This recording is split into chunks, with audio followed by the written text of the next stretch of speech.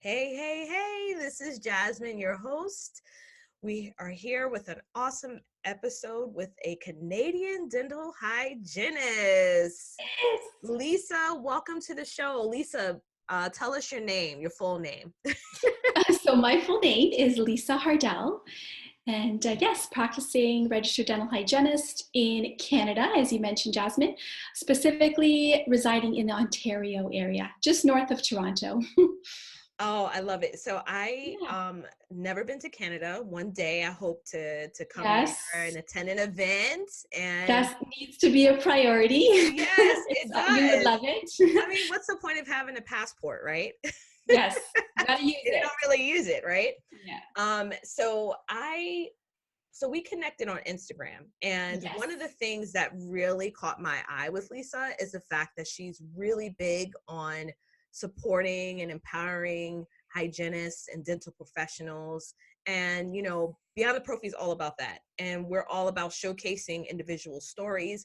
And what I love especially is that not only have you been a rock star hygienist, but Oh, you thank also, you. you're welcome, a mom hygienist. You have Yes. a family.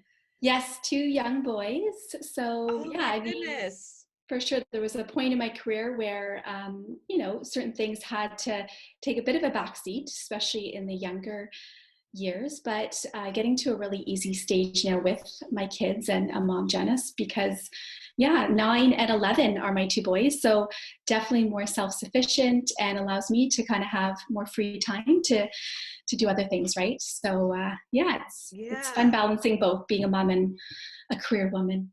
I love it. I love it. So, my girls are 10 and soon to be 8 in a few months. So we're Okay, right so around the same. similar. Yeah. Yes.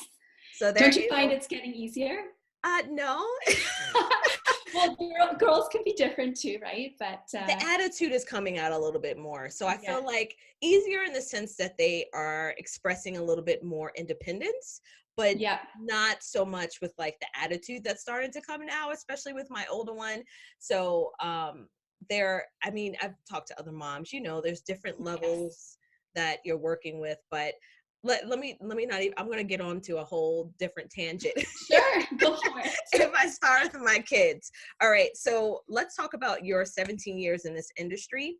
And one in particular I really wanted to focus on is, even though you have the responsibilities as a mom, you've also maintained your identity as a woman, as a career woman. So just tell the listeners some of the stuff that you're doing, and then how you've been able to maintain the passion that you've had so far in your career for all of Yeah, these years.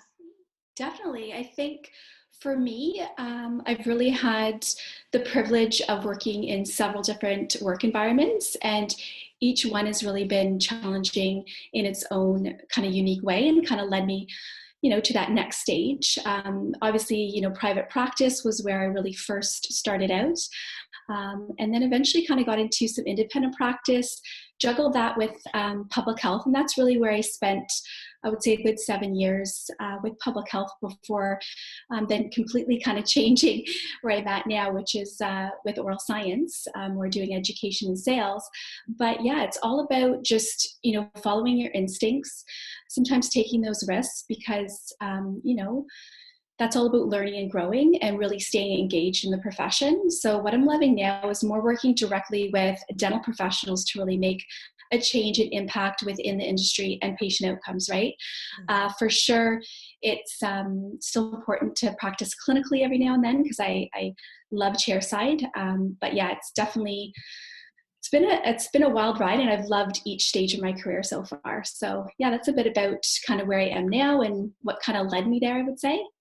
So when you're transitioning, because one of the things that you've done is you've worked in private practice, you've been in periodontal practice. I have Yes. here your independent practice as well, in public health, which is where my heart is. Now you're in the educational role. So what would you say are like some of the pivotal points of when you knew it was time to transition, and how you kind of transitioned between Yeah, roles? that's such an important question. And honestly, it was my last year. So in 2017, I moved out of the clinics in public health. So basically, here in Ontario, anyways, we have school teams that kind of balance, yes, some clinical work, but they're going into the schools and screening hundreds of children a day. So my role with public health was very much focused on the clinical aspect. So I was providing services in the clinics across the region where I was working.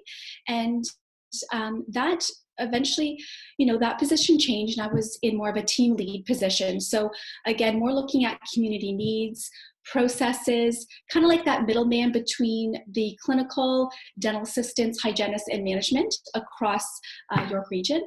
And that position is kind of what led me to oral science. In around the time, that's when silver diamine fluoride was a lot, bringing to the forefront as far as being a huge game changer. And obviously in public health, ongoing urgent needs with kids and youth. And to me, this was such an opportunity to promote and educate dental professionals on such a treatment, to arrest different stage cavities at certain time periods. Obviously, the earlier we intervene, the better as far as reducing those more invasive treatment plans. So for me, it was really that treatment in specifically that I was like, you know what, I have to join this company. They were the ones that brought this to Canada, and we've really been leading in the industry to get dental professionals on board. And again, it's not just public health, but definitely pediatric, general practice. So many work environments can benefit from utilizing something like this for kids, for elderly. So that's kind of where my passion is. And that's what kind of, that pivotal moment that you said, that you kind of were inquiring about, from public health to the switch with oral science, because that was quite different and it was a scary move. And, I wasn't quite sure if I was making that, going from public to private sector is very different. Yes, it is. But yes, yeah, so what gave you that final push to make that decision? Because I think a lot of times for dental professionals, we are so heavily trained on how to provide clinical care, right? yes. And making that transition, even if it's like a side hustle or something that you're working with on the side, is really tough decision to make that many people don't even make it. They'll Right. they'll think about it for however long they think about Yeah. it, watch other people do it. So Yeah. like, what was that real big push? Yes. So honestly, having a husband that was extremely supportive in me kind of making that switch in my career was, I think, an important factor because, especially with a job in the public sector where secure, you've got that, 8:30 to 4:30 role, that's important, especially when you're raising a family. And like we all know today, it really takes two parents working and doing the best they can do to provide for their family. But my husband was supportive, allowed me to really take that risk. And again, I think this internal kind of motivation to make a change, have more autonomy, work directly more with dental professionals. Yes, I love that chair side with the client, but I love motivating, educating, bringing awareness to dental professionals so in turn they can make changes that hopefully will have a broader impact on the clients receiving treatment and care. So let's give a huge shout out to hubby. Yes. You're the bomb.com, okay? Oh. I get it, because I couldn't do what I do today if it wasn't for my husband. So, and my family, their whole support, because Yes. my kids also have to be able to support that.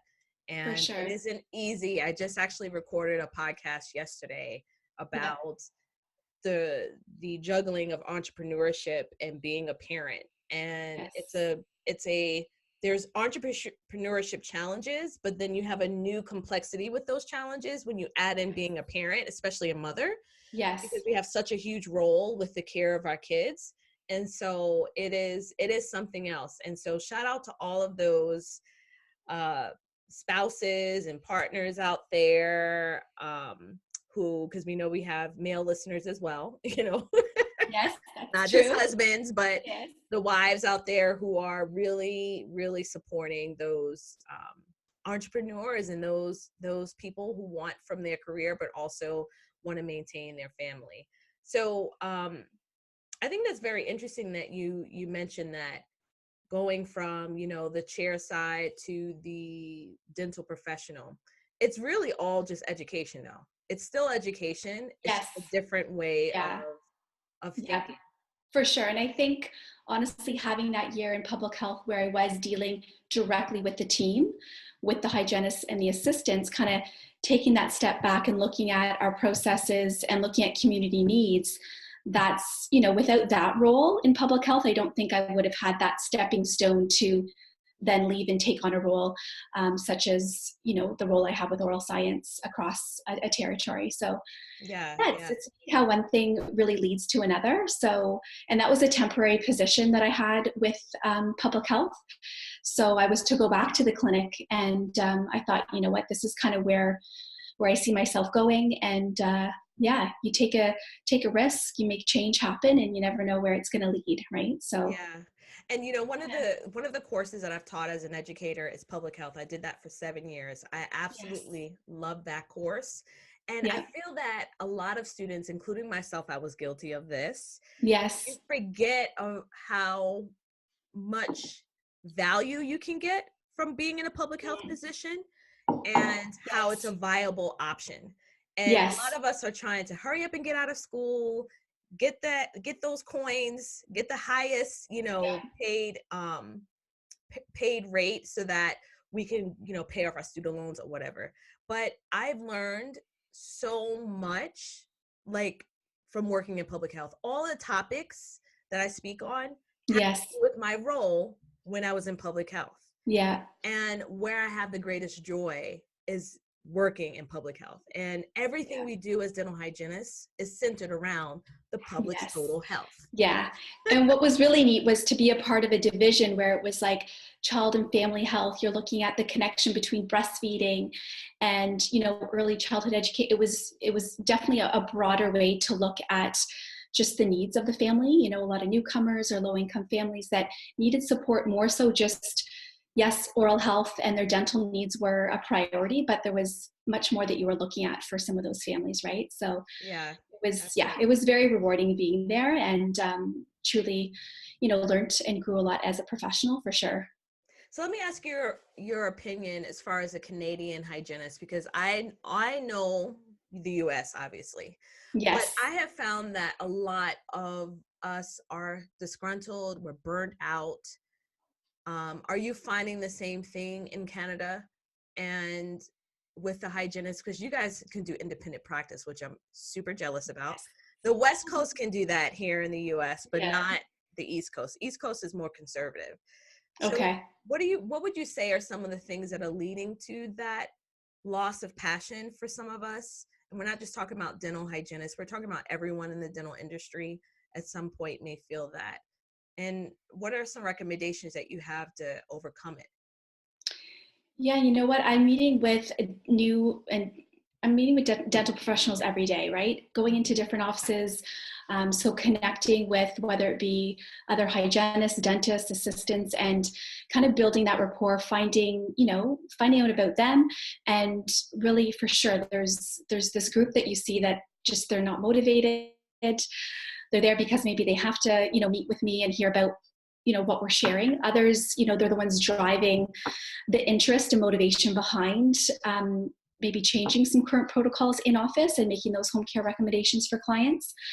And I think, to really pinpoint, why that is, I think that's a really hard question to give one specific answer to. But I think when you stay kind of stagnant and you're, those people that have maybe been in a practice environment for years, the people that they surround themselves with, the way that practice environment functions, like, are they being challenged? Are they being given special projects to look into things? Are they having team meetings and huddles to really motivate each other? And I mean, I think who you surround yourself with as the team can really change how you feel about your role in your job, right? So I think Mm, even just doing things outside your day-to-day job, getting involved in, volunteer, getting involved with your regulatory college, getting involved with societies, whether that's getting on an executive committee or just going to these society meetings and networking. It's amazing how you can connect with one professional that, whether it be a dental hygienist, for example,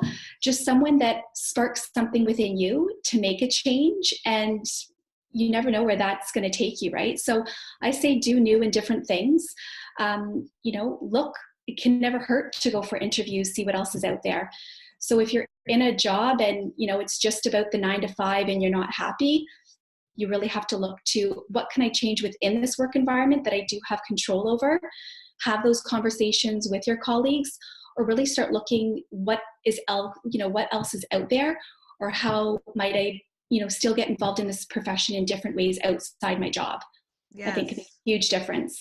Yes. Yeah. And when I like the point that you mentioned, as far as what elements can you control, Yes. and a lot of that control too should be on us, within us, our mind, Yes. our thinking.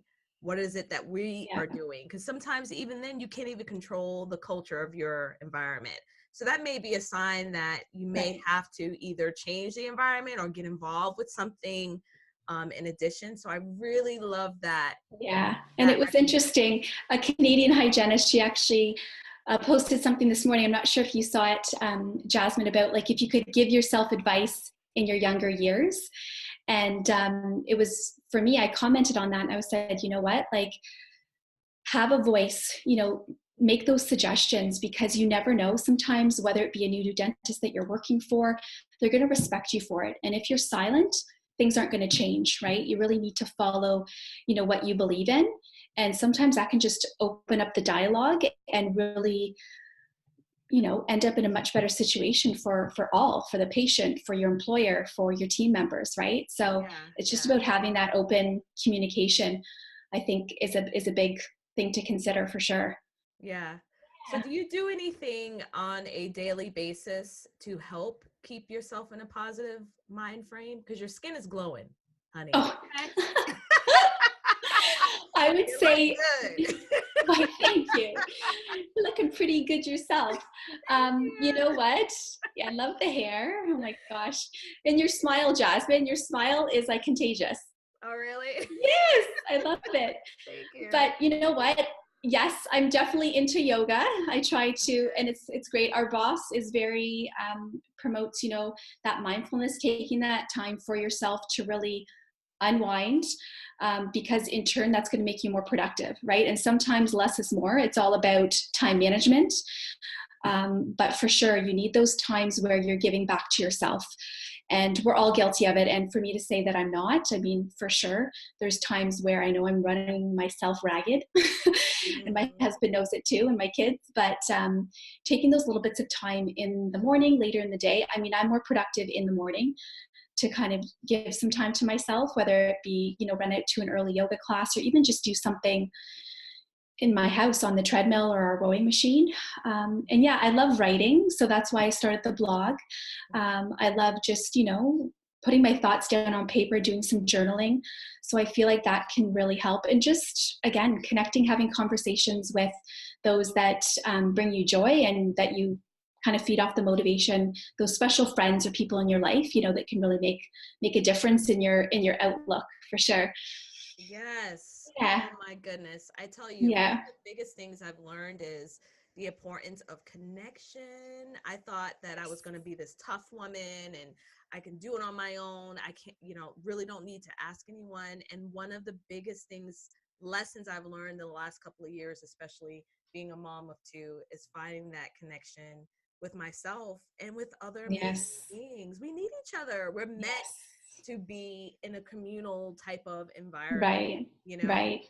Yeah. And like I've heard you say, Jasmine, really knowing how to ask for help is key, right? And that's something that is hard to do at times, but you realize when you've got those right people in place and those that you can turn to for help, it can make you so much more impactful in what you're doing. Yeah, For absolutely. sure. Yeah. Absolutely. So, this morning I like to dance, and Yes. I put on some music from when I was like in high school, and I was popping it. So do you like to dance at all? Like, what's some music that you kind of like to kind of get the You mood? know what? I'm definitely like a top 40 kind of girl. It's funny. Okay. Yeah, my kids and my husband, we all have this very different taste in music. But yeah, I really love just kind of trending and bopping to like what's current on the radio. Definitely more upbeat kind of music, Okay. dance music. Yeah, going back to like high school and college, Yeah, I was a big, NSYNC fan. Oh my Still, goodness. still now a big Justin Timberlake fan for sure. I love him. Yes, me Um, too. yes, and I loved when him and Jay-Z went on tour. My husband and I went Oh to my, that concert, and get out of here. yes, in Wow. Toronto. Yep, he surprised me. And yeah, I'm trying to think of the last concert I actually went to. Actually, you know what? It was with my son. I took him to his first concert at the well, it's called the Scotiabank Centre now, the old Rogers Centre in Toronto. And again, it was just a mix of kind of some top 40 artists, like Yeah. Chainsmokers and stuff like that. So yeah, I would say love to dance and love all types of music, but definitely that top 40 kind of dance, hip hop or R&B would be my top favorite to See, get this is me why going. I knew it. I knew it. We had like such a connection. I'm a Oh big my hip goodness. hop and R&B fan, but I've listened to everything. Like, Yes. um, I had rock phase at some point. I've had a pop Yep. phase. NSYNC was my favorite, although I did listen to Blackstreet Boys. Yes. But I still have every CD from Oh NSYNC, my gosh. Yes. every single one. Me too. All right. I even have like the Justin puppet doll. Oh no, this is a true friend here, y'all. That's going back like, yeah, late high school. So I think I'm aging myself here. But no, All very right. talented. Man, oh, I can't wait to meet you one Yes. day. All right, here's my last question for you. What is Okay. the best career advice you've ever received? The best career advice. I think that career advice for sure. I'm trying to think who would have actually delivered that advice. I'm trying to think back to even just starting with oral science. And that was, follow your heart, follow what you believe in, and just be yourself, right? If you are your true self, you're going to connect with people because now, the role that I'm in, I'm meeting with dental professionals and sharing information. And for sure, I need to believe in what I'm speaking to them about and really be 100%, what's out there and really understanding how one thing can impact another. Because Mhm. the more kind of broad knowledge we have, we can really understand the needs of the professionals that we're working with, right? So Yeah. yeah, I would find just, being true to yourself and just keeping your eyes wide open to everything so you can be, one step ahead and really providing the most up-to-date evidence-based information is huge. And just taking each day as it comes, try not to be too overwhelmed and just focus on the here and the now. And, that's, really what you have control over at this point in time. And just, yes, you've got a plan for the future with your career and where you're going. But I think it's also very easy to look too far ahead. And then that can impact the current state, which is for me most important for sure. Yes. Yeah. Oh, that was powerful. I mean, because that So, will lead to anxiety, okay? It will. yes, You gotta give yourself some grace. And I am yes. starting to learn that too for myself, is pausing a little bit. All right, so let the listeners know where to contact you, how to find your blog. Yes. So blog would be www.strictlydentalpro.com. And obviously you can find me on Instagram as well. So again, the whole idea behind Strictly Dental Pro is it's really a platform, really a place that's really intended for dental professionals. So all of my followers, it's a private account because really, again, this is a place for dental professionals to go. For sure, some within the public may find some of my posts and information interesting, but again, wanted to really create a spot where it'd be strictly more specific to dental professionals, whether you're a dentist, a hygienist, dental assistant, any role really within the industry. So, and then again, obviously oral science, that's my role with oral science. So even some of my contact information is on their website as well. Mhm. And again, if you just Google oral science, all that will come up. And yeah, I would say those are kind of the three main avenues to get a hold of me. All right, awesome. Well, Yeah. thank you so much for being on the show. And Well, I appreciate you having me, Jasmine. Thank you so much. It was great experience. It was lovely to connect with you. The yes. first time like this, it's really neat. Yes, Yeah. I agree. I agree. And I just want to give everyone like behind the scenes. I had told Lisa, oh yeah, everything is going to work out. Everything is going to be fine for our interview. And every possible thing that could go wrong Well, happened. overall, it wasn't too bad. Pretty smooth, but a little few little bumps, right? Yeah, but you handled it like a pro. You didn't get flustered. You boom, right back in. So I love that you were able to Well, handle thank that. you. So, all right. Thank you Thanks so again much, for coming. Jasmine. You're My welcome. pleasure. Have a wonderful day. All right, you too. Okay, Bye bye. bye.